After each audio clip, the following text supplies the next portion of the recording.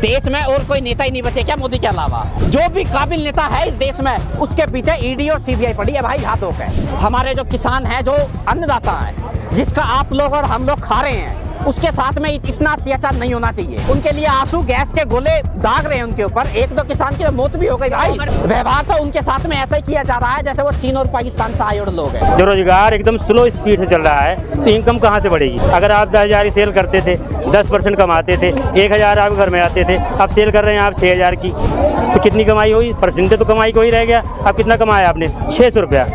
तो क्या हुआ?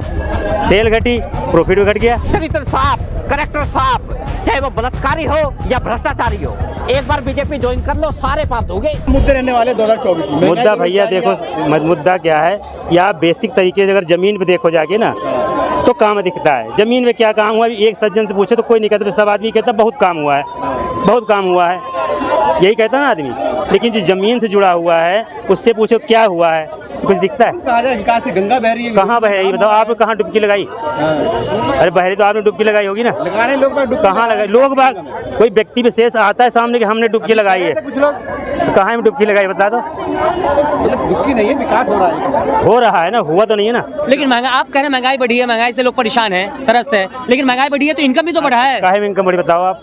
आपका इनकम नहीं बढ़ा? किस चीज़ बढ़ा है? जो रोजगार एकदम स्लो स्पीड से चल रहा है तो इनकम कहाँ से बढ़ेगी? अगर आप 10,000 की सेल करते थे, 10% कमाते थे, 1,000 आप घर में आते थे, अब सेल कर रहे हैं आप 6,000 की, तो कितनी कमाई हुई? परसेंटेज तो कमाई को ही रह गया। अब कितना कमाया आपने? 600 रुपया। तो क्या हुआ? सेल घटी, प्रॉफिट भी घट गया। 24 में दावा तो किया जा रहा है, भारतीय जनता पार्टी के नेता कह रहे हैं कि इस बार 400 पार। भाई 400 पार होंगी, इन लोगों को कैसे पता है? मतलब इतना कॉन्फिडेंस आदमी के पास में कहां से आ सकता है? मतलब तो इसका मतलब कोई ना कोई घपला होगा, जैसे वहाँ हुआ चंडीगढ़ में। चंडीगढ़ में देखा होगा आपने, चंडीगढ़ में सुप्रीम कोर्ट ने इन लोगों को जब फटकार लगाई है तब जाके इनके थोड़ी अकल ठिकाने आई है। इसका मतलब कोई ना कोई 2024 में भी ये कोई ना कोई कांड करेंगे और कांड करके दोबारा फिर सत्ता में आएंगे। कौन कैसा कांड करेंगे? भाई कांड ही किया इन्होंने और कांड करके ही तो बीजेपी आ रही है। बिगर कांड के आके दिखा दे, आके दिखा दे। यानी कांड किया, कोई काम नहीं किया है? बिगर कांड के 40 सीट भी लेके दिखा दे लेके। भाई एक बात बताओ, ये इनके जितने भी नेता सबके सब कह रहे हैं 400 पार, 400 पार, 400 पार। भाई इनको कैसे पता कि 400 पार देंगे ही देंगी जनता? लेकिन 9 साल बेमिसाल कहा जा रहा है, सड़कें बलवा दी गई है। कहाँ है कि बेमिसाल? भैया एक बात बताओ, सड़कें पहले नहीं थी क्या देश में? देश में पहले सड़कें नहीं थी यार, पहले भी सड़कें थी, पहले भी देश में मंदिर थे। अब ये मत बोल देना कि मंदिर मोदी जी ने बनाया। भैया ये राम का देश है।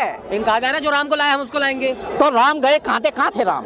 एक बात बताओ, आज हमारे जितने भी भगवान हैं वो सारे मस्जिदों में पा रहे हैं, सारे भगवान हमारे मस्जिदों में पा रहे हैं। ये कह रहे हैं कि राम को हम लाए थे, राम गया कहाँ था?